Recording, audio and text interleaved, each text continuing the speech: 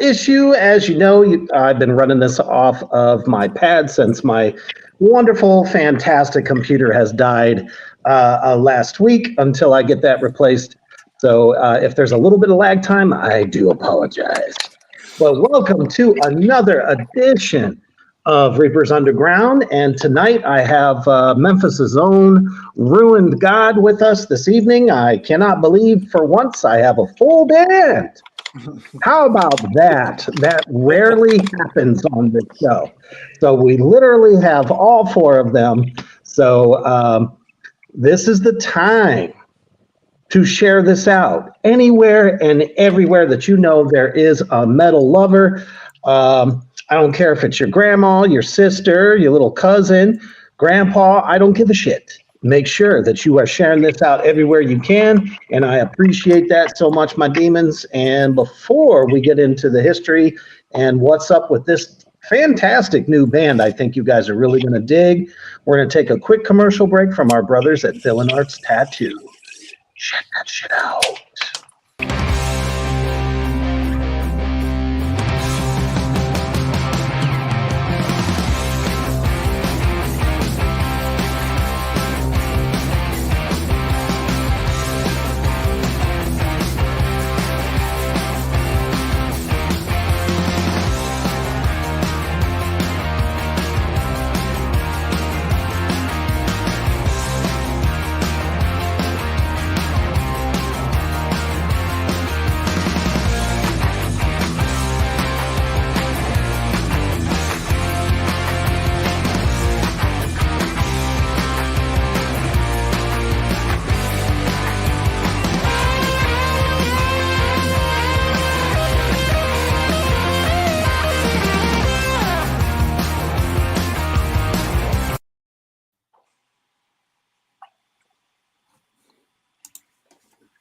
To do anytime that Villain Arts Tattoos, the biggest tattoo convention in the U.S.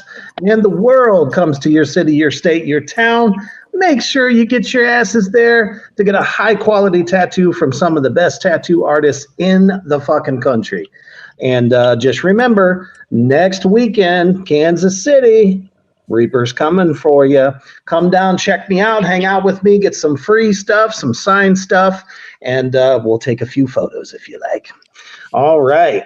So what's up, Cody? What's up, Rebecca? Always glad to have you guys. Don't be afraid to ask any questions or anything of the sort out there in the comments section. Appreciate you all so much. All right. So we have Ruined God with us tonight. Just from the name alone, it just radiates just such a heavenly glow. No, I'm joking. It definitely is about as metal can be. Definitely kind of like doom, sludge, with a little bit of death thrown in there. As a matter of fact, I think Jamie was the one who said death sludge would be the appropriate way to characterize their music.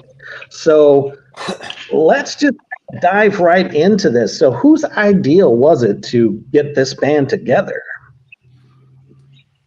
Well, I think that was more on my end. I played music years ago, and was really wanting to get back into it for a while, but I just didn't know exactly what I wanted to do or who I wanted to do it with.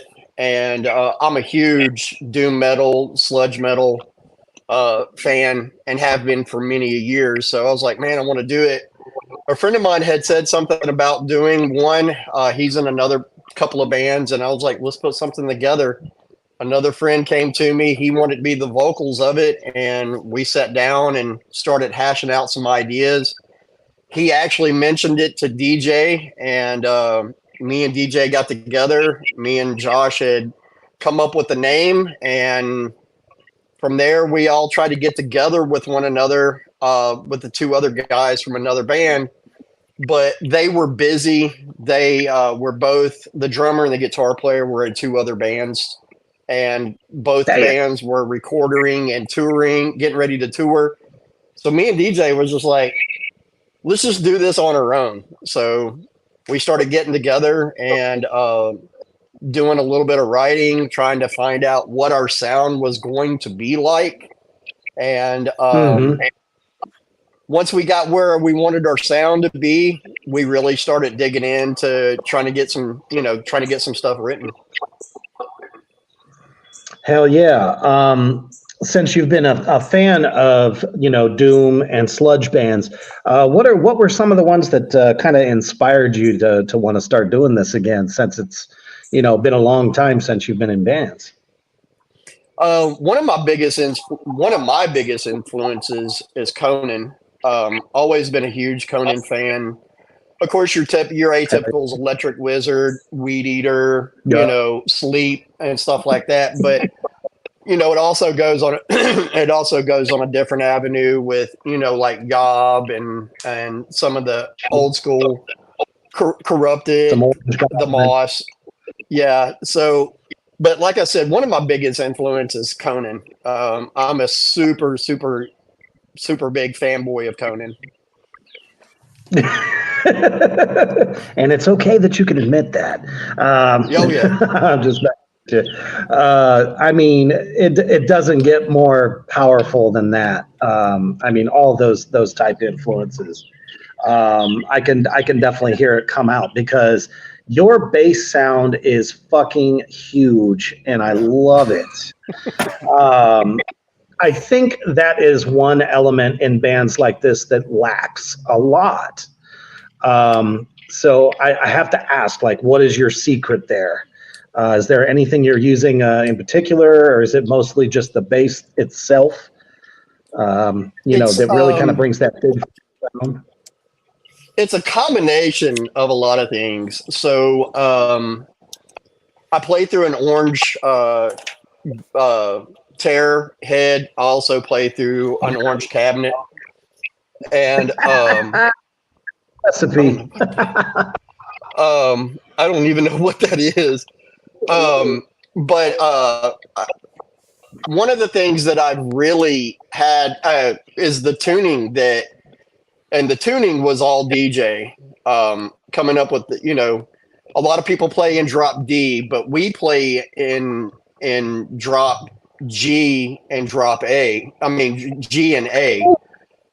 Yeah. But it took a while. One of the biggest things, besides playing what I play through and the tuning, is I went through several different pedals. And right now, my main pedal is a Japanese 1972 Japanese Supreme pedal. Nice. And classics.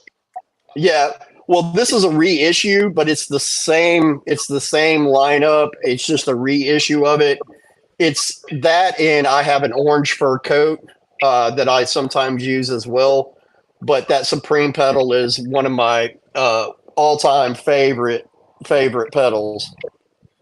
And so it's definitely where some of the sound comes from. Nice.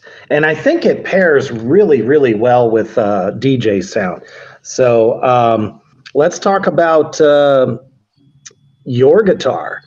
If he's still with us, it looks like his mic is off. Oh, there he is. Just making sure you're still with us, man.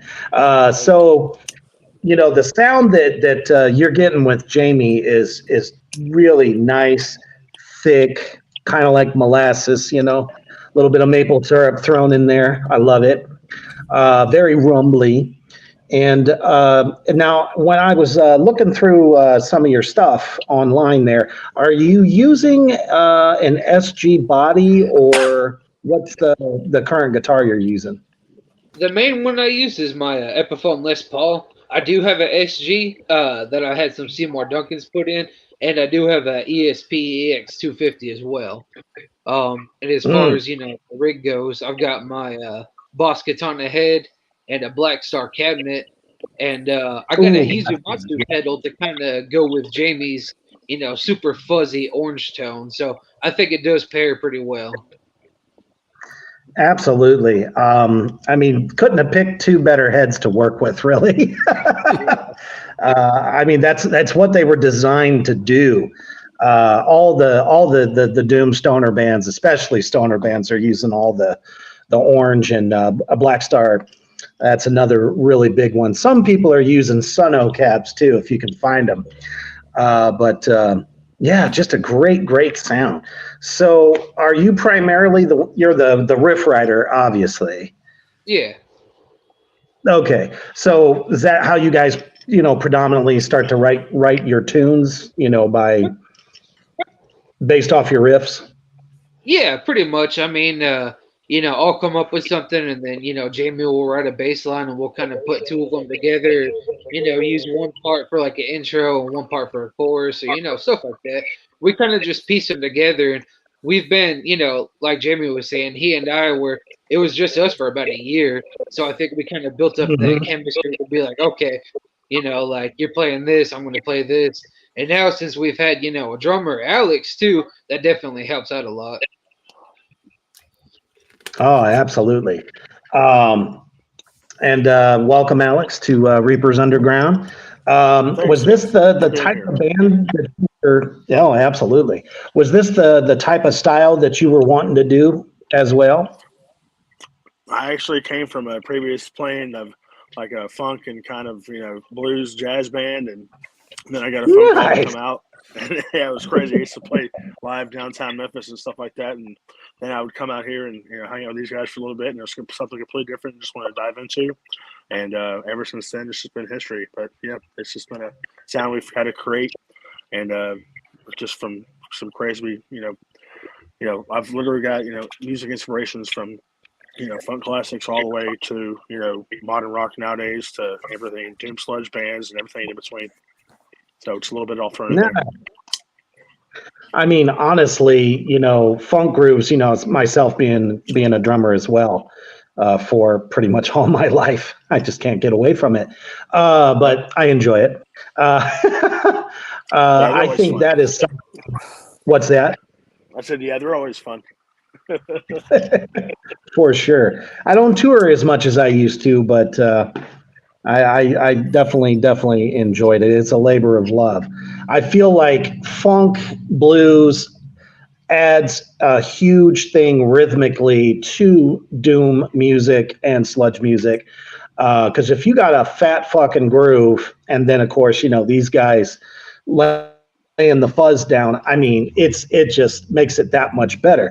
There's a lot of doom bands out there, some sludge bands too, where they're a little bit more straightforward, not a lot of groove, but just from, like I said, the few videos that I've gone through watching you guys, I definitely dig the feel.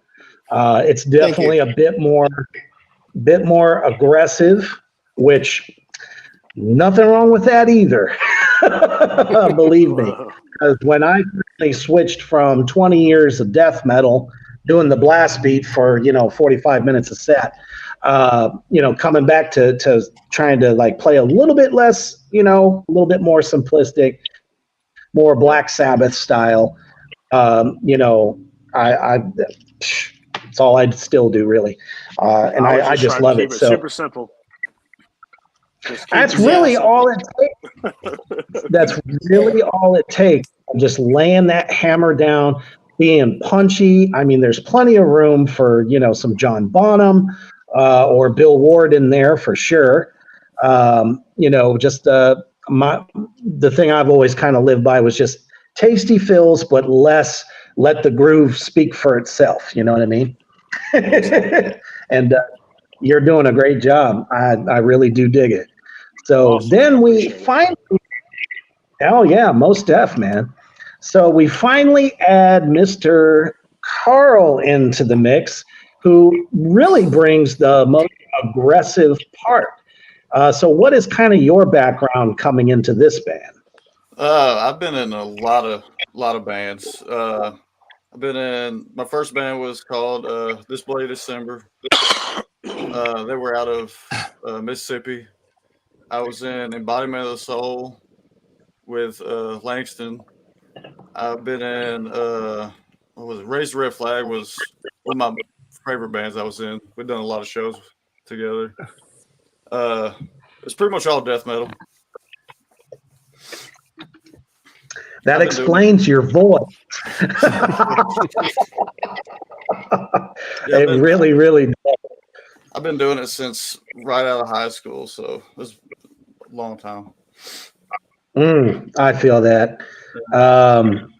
So many new creative doom sludge bands like yourselves that are really kind of raising the bar and becoming a little bit more aggressive. So kind of like what I feel is when you merge those two things together, you start to pick up people that are fans of like Cannibal Corpse and Cattle Decapitation and Deicide and all those great bands, Lamb of God fans, just kind of like it's almost like you get a little bit of the best of all worlds with your style, because I mean, there's like Satyricon and Dark Throne especially, which is more like a death doom that people are huge fucking fans of, and if you can bring that element.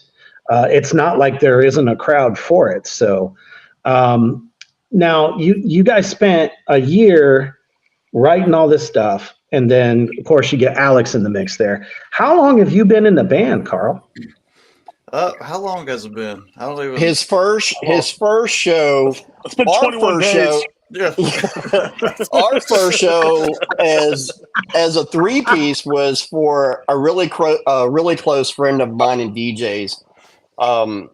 She come to us and was like, "Hey, I need another band to kind of fill in on my birthday party."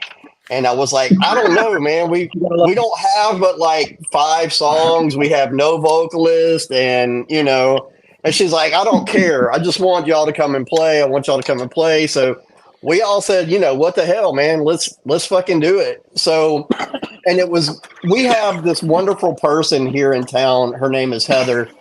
And she runs a page called The Cauldron, Memphis Hates You and The Cauldron.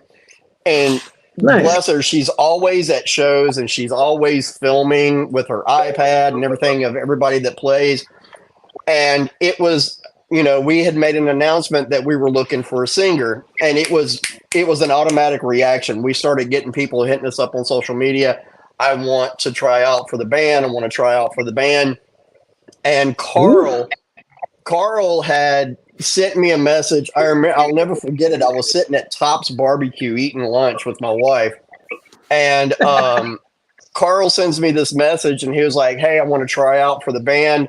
I watched y'all's video, and I've already written 3 songs. I've already written lyrics to 3 songs." And he's not even, he's not even tried out for the band or anything, and he's already written songs.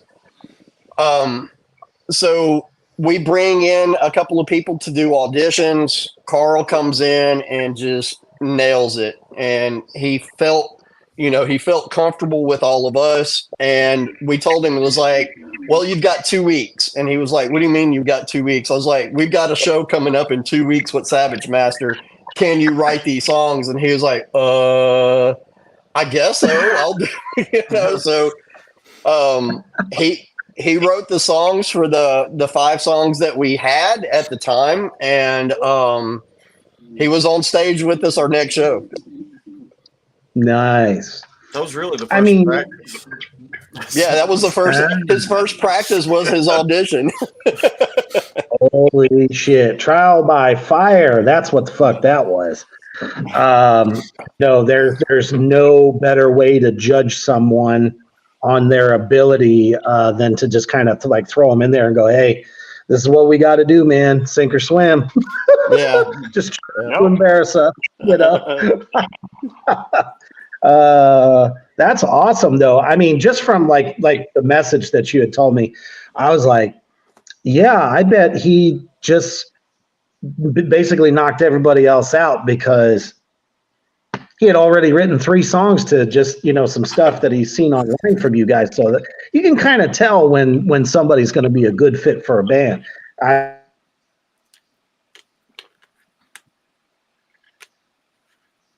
He froze up on us. Uh-oh. No.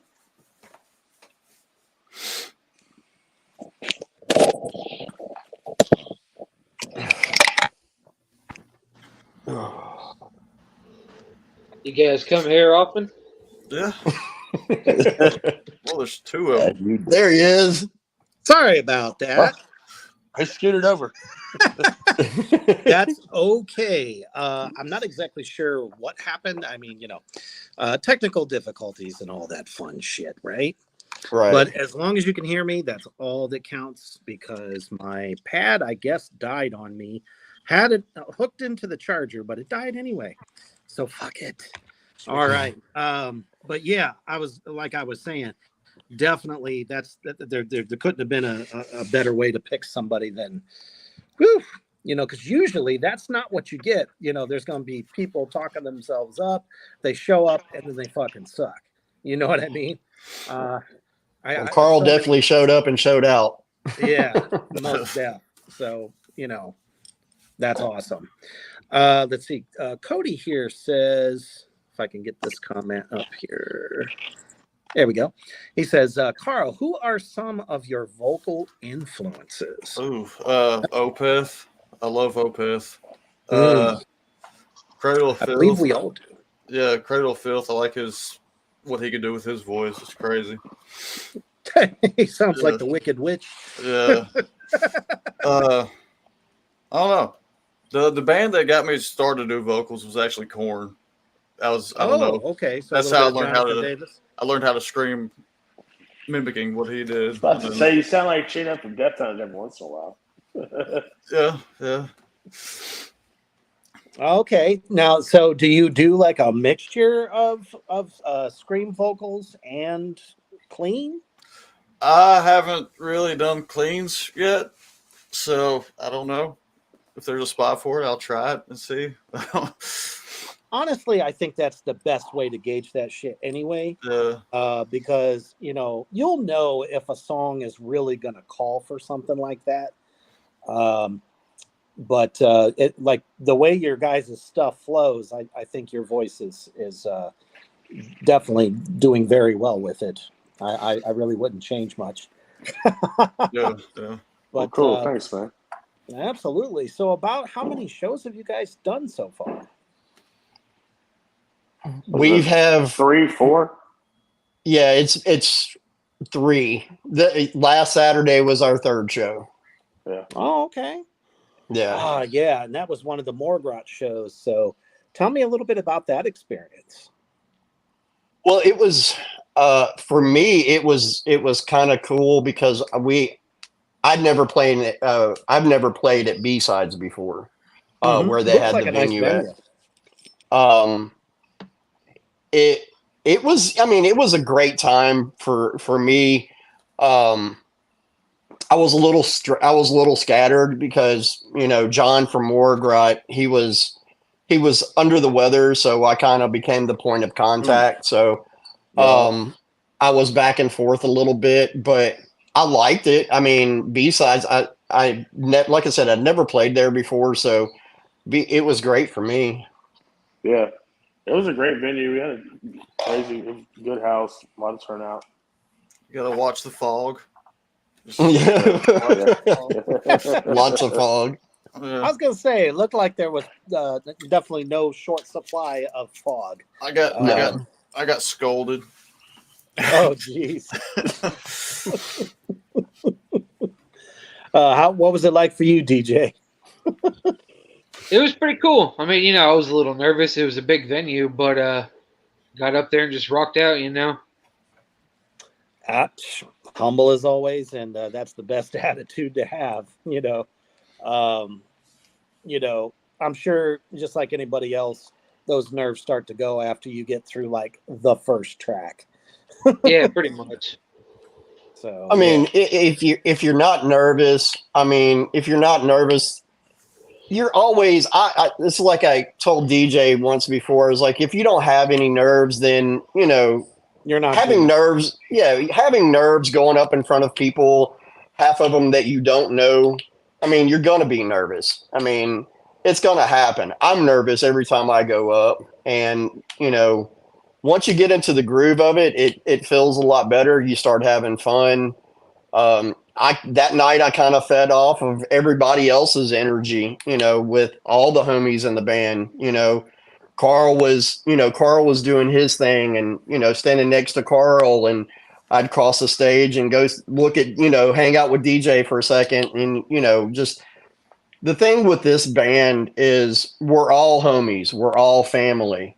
We kind of, we bullshit with one another. We talk to each other just about every day. And we're just, it's kind of a brotherhood thing for us. We're really close. We're really tight. And being on stage with, 4 of your best homies is one of it's one of the best things to do. For me, it is. Absolutely. I don't think there's, any other, better way to, what makes a band super tight is the fact that everybody is tight. A band has to be a family. It's the only way it works. We've seen some pretty amazing bands over the years fall apart because not everyone was close with each other. So, having that's definitely a recipe for success, let me tell you. Let's see here. Cody says, the video I took is mainly fog. For sure. I had a feeling that was you, man. Rebecca says, y'all were great. That fog was a bit rough to work with for photos, but it worked out. Were you guys trying to race fucking Dracula or something? What the hell? Yeah. That's all Carl. I had this idea of just like silhouette looking, but I don't know. Well, it came out at least, right? Yeah. Carl has a huge love for the fog machine. I've always wanted one. I never had one, so absolutely. Apparently, everyone agrees. Sarah says, blame Carl for the fog. So one of the things to remember on the road is don't leave him alone with the fog machine. No. No, I dig fog too for the aesthetic, but if it's not an organized chaos, it just ends up kind of like smoking everybody out. Yeah. At least smell good though. It's glycerin and whatever. Fog machines never smelled the best. It did give a great aesthetic, and I think Carl said it best. Is like the fucking thing got stuck in my pocket and I couldn't get it out. Because he had a little remote to turn it on and off. Yeah, it didn't have like an automatic. Yeah. One of the things I will recommend is get one of those mechanisms that you stick on the ground. Yeah. That it's attached to it, and stomp on it when you want it. Yeah. Instead of letting it wrestle in your pocket.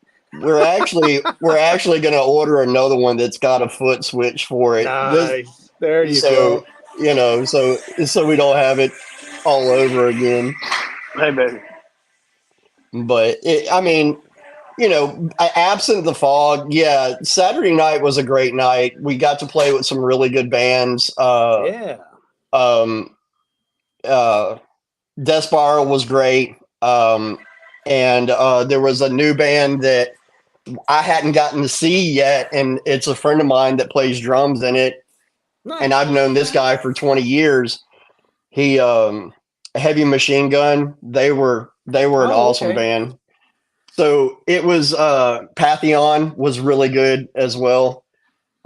We played with a new band called Dependent. I think they're out of South Haven, Mississippi.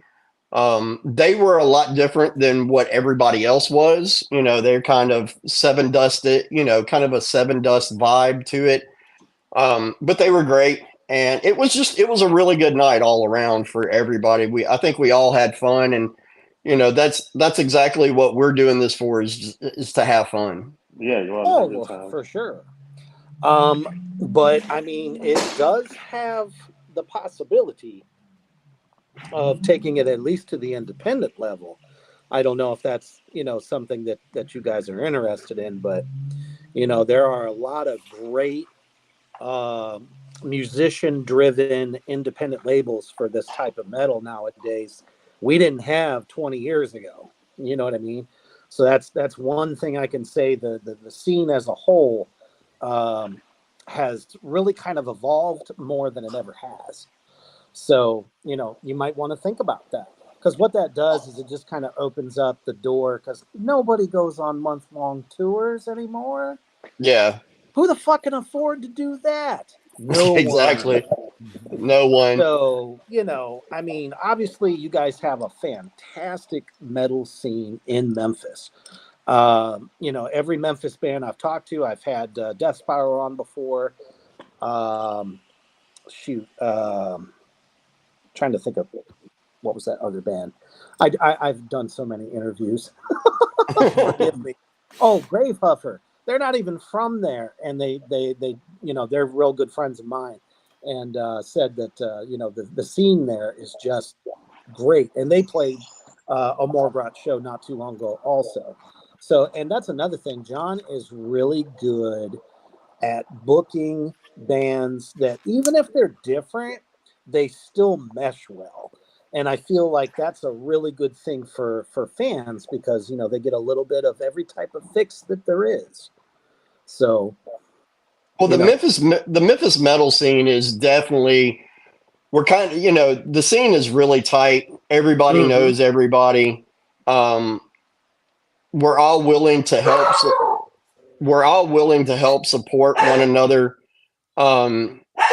You know, and it's just like I told John, you know, we have to support one another to make sure that everybody knows who everybody is. And you know, with music is such an escape for people. I know it is for me.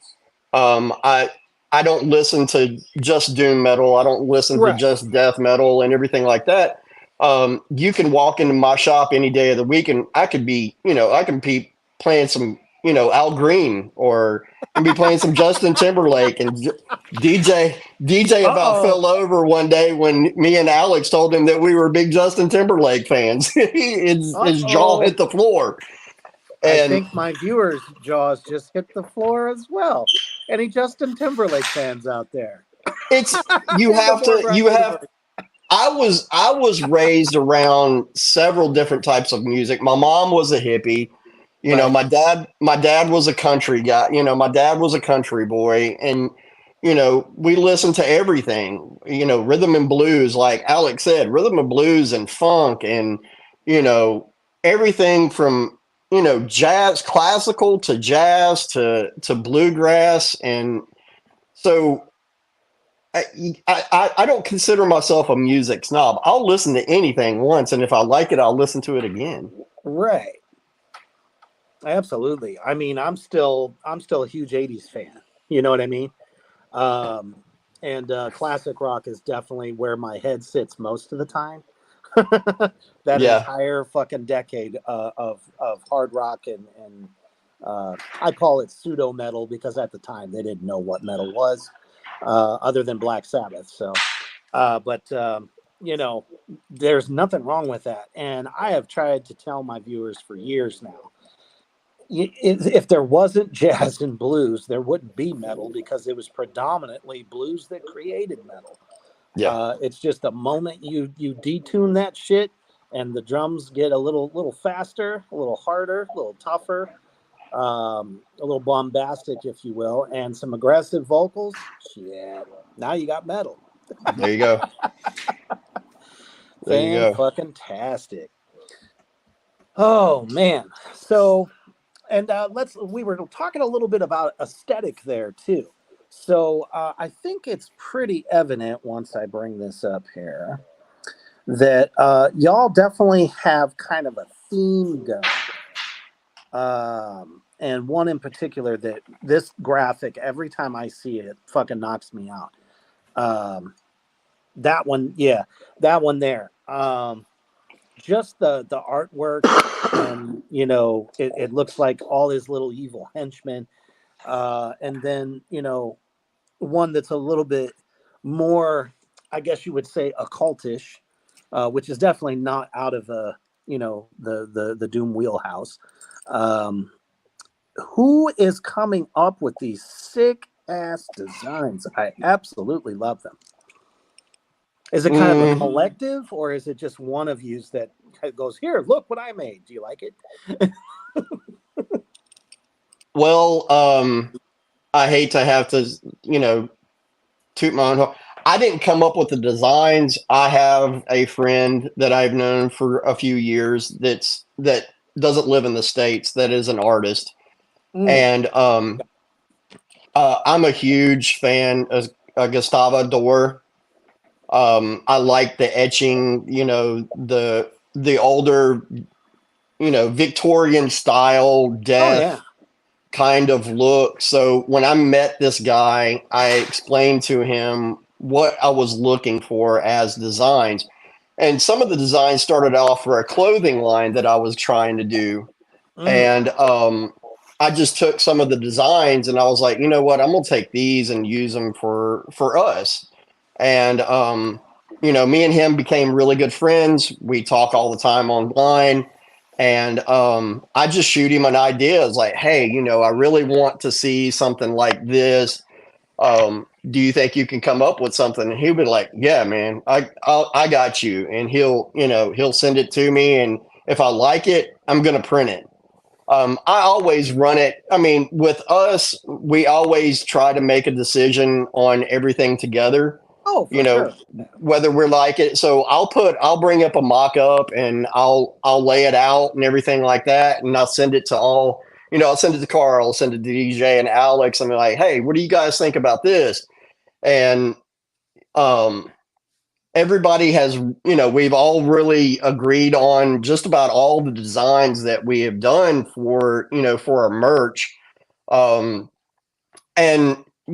with the aesthetic, kind of what Ruin God means. So a lot of people don't really understand what Ruin God is to us, and what the reason why when the old singer that was going to be in the band, when we came up with the name Ruin God, it wasn't supposed to be directed like a higher power or, you know, anything like that.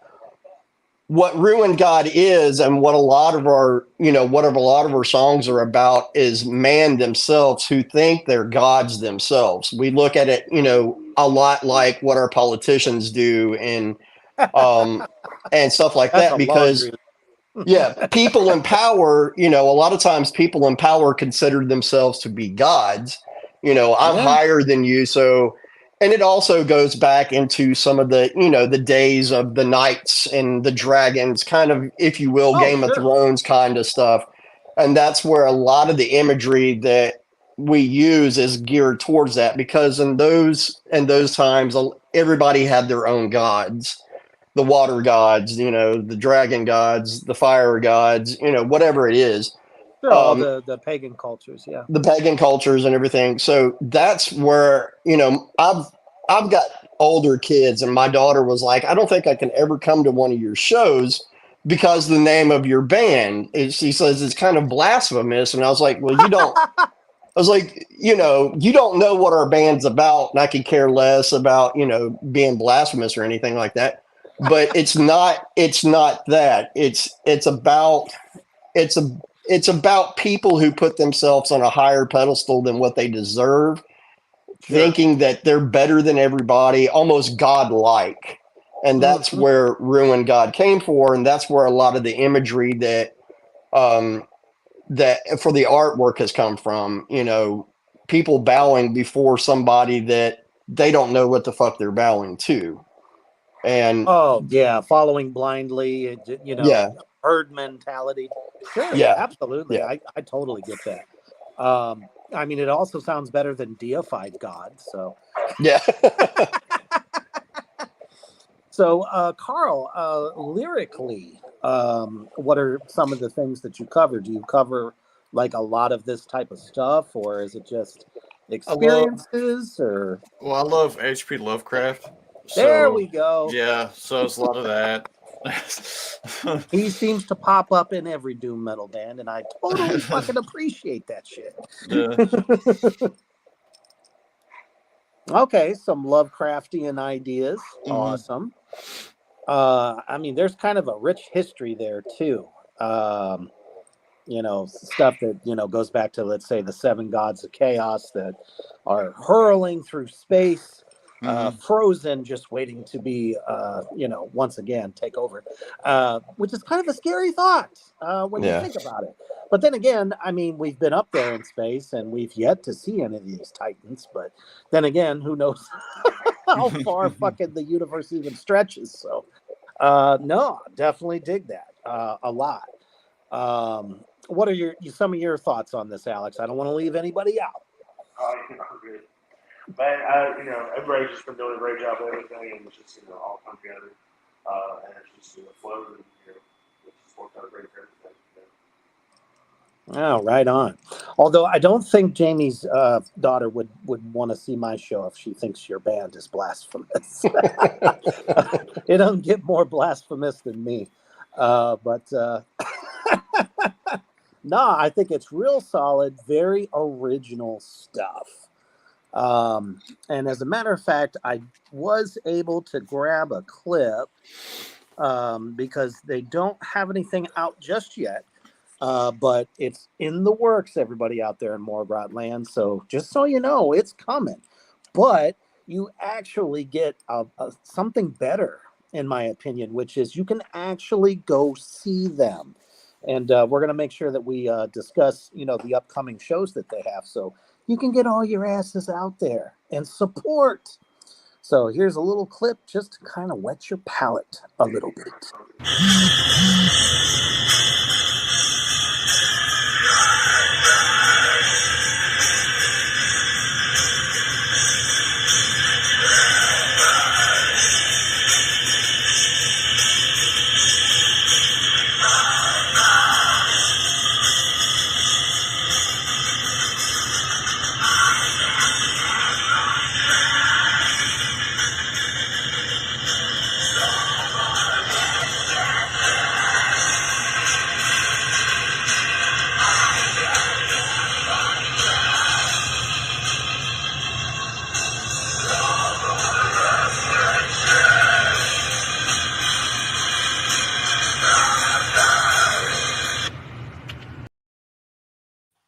So, I mean, you can really kind of taste that groove that you guys got going on.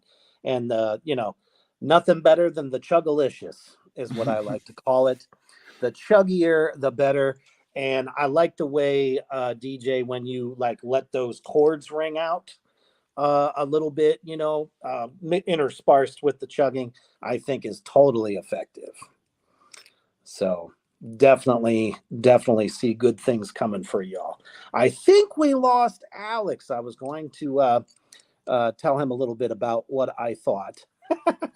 I'll see if he's hanging out in the lobby. No, we definitely lost him. So whenever he comes back, we'll get him back in. I think he's had a little bit of trouble throughout, but it's all good, man. Not a big deal. But the groove is there.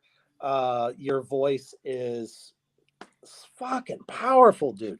Now, you know, everyone's different. And obviously, you've been singing a long time. So this is not something new for you, but are you pushing from the diaphragm, or are you more of a throat chest person? More Everyone's process is different. throat chest for sure. Mm. Yeah. Do you concentrate a little bit more on the chest? Sometimes it Okay. just depends on what I'm doing. Now, is one a little bit more comfortable than the other, or are they both pretty much the same? Well, the chest, yeah. Yeah, I was gonna say, singing from the throat, screaming from the throat like that, consistently. Oh yeah, Yeah, yeah. you You end up got you got to sounding do like it. you've been smoking for 50 years, Yeah, you got to do it. You got to do it safely. Yeah. Woo, man, and it's crazy nowadays on YouTube. They got how-to videos and shit. Don't know if you've checked out any of that stuff, or Will Ramos from Lorna Shore. But it's a hell of a thing you do. But you're getting so much power. You must have a shit ton of lung power. Yeah. Yeah. Because, oh man, that's why I've been drumming for 35 years. I was not meant to scream, and anytime I tried to, I sound like a dying cricket. So my hat's off to you on that. So you guys are definitely going to the studio pretty soon. So at the moment, everybody out there in the Morgrot universe, they don't have a band camp set up just yet, but they might possibly put at least a single out there for you guys to jam to. So follow them on Facebook, which is simply Ruined God. And I believe also on Instagram at Ruined God Band. Hopefully I got that right. See, I did my homework, kids. But definitely follow there, guys, because you'll be able to find out whenever they have new shows coming up, as well as new merch that they have available, which, we got to see a bunch of them there. They're just fucking killer. I love them, which means I must have one for my collection. So we've got you. We've got four shirts done. I think we still have a few that we can possibly get you set up with. Oh, that'd be badass, man. I got to represent. We appreciate it. Oh, you know me, man. Everybody here at Reapers Underground knows that I'm the biggest Doom guy in the world. And one of the last places I toured at was in Nashville, Tennessee, when I was drumming for Black Tar Superstar once upon a time. So I absolutely have to say that metal fans are definitely in Tennessee. 1,000. Definitely. It looks like we got some comments here. No, jeez. Sarah says, Ruined Queen will get you kicked out of school. I'm not even sure what the fuck that means, but I'm just gonna agree and say yes. I'm gonna let Carl address that one. Okay. Well, there's a guy that I work with that wanted a shirt for his kid, and I got the shirt, and she got kicked out of school for wearing it at school. Oh. So I don't know. I just see nothing wrong with it, but it was Go ahead. I'm sorry. No problem. When I think of some of these bands' shirts, like let's say any Cannibal Corpse shirt ever made, or Cradle of Filth, if you will, or any of the great black metal bands, Mayhem, and any of those guys, I could see, because Tennessee is still very much haven't stepped into the the 21st century yet. I don't see anything on that shirt that says this just doesn't belong, but you can add that to your resume as we got somebody's kid kicked out of school just because they wore our shirt. Man, you'll sell tickets now.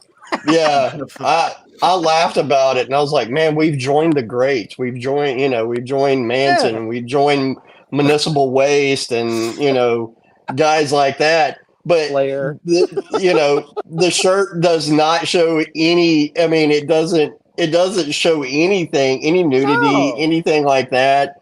I mean, I Someone's was, having fun. yeah, I mean, it was nothing that, I mean, my kid, he wears the shirt all the time. I mean, he went to school with a weed eater shirt on, and it had a crucifix and Yeah. a Coke vial on it, and nobody ever said anything to him about it. But I mean, it's it is what it is, and I have extended the olive branch and told Carl she's invited to any of our shows, and she's on the list.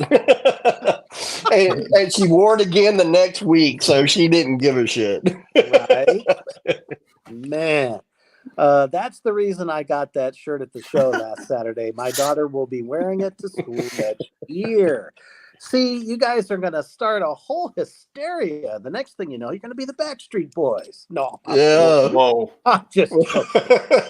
Oh man, I mean, this is great. You can't pay for that kind of publicity. No, you can't. You It heard was here, great. Folks. You heard it here on You Reaper's heard it here Underground. first. Man, I mean, any of the shirts that we've got as of right now, I mean, I mean, it is a different taste of art, and I mean, sure. Not everybody's going to like it, but we've never made anything. I mean, I'm the one that prints the shirts. I mean, Right, so I know, I know and none of the artwork that we have, and I mean, I've got enough artwork for this band to make 50 more shirts. We've got at least 50 more designs. So, I mean, there's nothing, there's no violence on it or anything like that.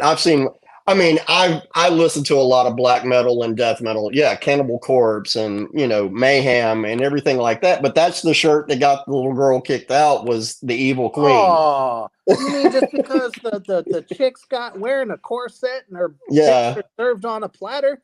Yeah. There are anime fucking shirts that people wear that are far worse than that. I bet you they ain't getting kicked out for it. I mean, it is what it is. I mean, I'm sure that we might have some. It's just like today, me and my wife were driving to our shop, and she was like, "Have you seen the new portrait of King Charles?" And I was like, "Yeah, I've seen it." I was like, "I want to stamp Ruin God right across the top of that thing." And she was like, "You ought to do it." And I was like, I wonder if I can print that before our next show. But why the hell not? Why the hell not? But some people are sensitive. I mean, it is what it is. And like you said once before, we live in the Bible Belt. So, I mean, sensitive. It's people are sensitive to certain things, but I don't care. Behind the scenes, they're doing far worse. Yeah. I mean, we know what we're about, and fuck yeah. Yeah. So, I mean, different strokes, man. Different strokes. But like I said, though, that's great for the resume. So we got some shows coming up. Let's get this one up there. On May 26th. So that's next Saturday or Sunday. Let's see. Where are you guys at? High Tone. High Tone. Okay. Looks like you got some other good bands there to be playing with as well. I can't quite read the headlining name, but Ossuary. Okay. So now I can put that enigma to rest. And then let's see. Thursday, you're back at Growlers, which from the Just Another Fucking Metal show. I heard that was a great venue to play. And looks like you'll be back with Death Spiral and a couple of other really good bands as well. So just so you know, anybody watching from the Memphis area, which I know you are, you have no excuse why you will not be there. Nope. I hit the wrong one. There we go. And then back at Growlers on Friday, the 31st. With, I love it, Worms. Very cool band. Very cool band indeed. Definitely gives me Doom vibes. I don't know why, but it does. They are a very Or they're a possibly great some- kind of sludgy. Oh, cool. They kind of they kind of remind me of they kind of remind me a little bit of an agoraphobic nosebleed and a little bit of what is it, atomic sloth or whatever. Okay. Yeah, they're a great band. Magnolia is a local band as well. Mhm. I've watched some of their videos and everything. Really, really tight band, and I'm looking forward. I know we're all looking forward to playing with everybody. Grave Lurker is some really good friends of ours. They're a really tight grindcore band. Ossuary Ooh, is a nice. Ossuary is a great kind of dark, deathy, doomy kind of band as well. I'm really looking forward to playing at the big room at the High Tone. High Tone is kind of my home away from home. I know Carl's been there a bunch, DJ's been there a bunch. It's Nice. kind of one of those places where it's a home away from home. Skinny's a great dude, the guy that owns the High Tone, and they're getting ready to celebrate their 25th anniversary. So Oh yeah. really, really looking forward to playing at the High Tone. DJ, what about you? Yeah, same, man. I'm ready for all three. He's like, fuck it, let's go. He's ready to go. Hey, that's always good to hear. And you know, Carl will have the smoke under control. I will do better. I'll do better. Just shit. I mean, if that was the worst thing that's happened so far, you're doing just fine, brother. There's so much more that could go wrong, believe me. Just don't be like Dave Grohl and fall off the fucking stage every time he turns around. Yeah. Yeah. I swear there was a compilation video of how many times that sumbitch has fallen off the stage for no reason. It's like, dude, you don't see the edge? You don't. You really don't see that. It's like, come on, man. I don't know. But it has been an absolute pleasure having you guys on tonight.